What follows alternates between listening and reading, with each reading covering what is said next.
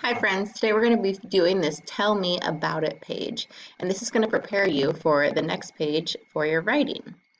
So today we're going to be writing about a special holiday, and so what I mean by that is not Christmas, right?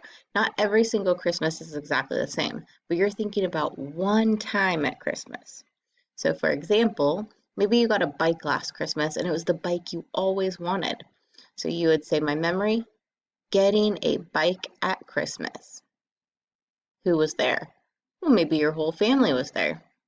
You can draw a picture of them. You could write my whole family. If maybe it was just your mom and dad, whoever it was. Where was it?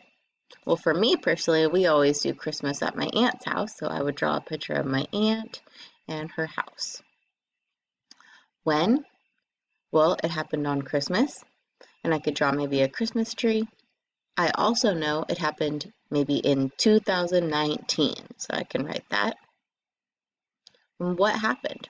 Well, I got the bike I always wanted. So maybe it was a nice shiny red bike. I'm going to draw the bike. I'm going to draw a picture of me smiling on it.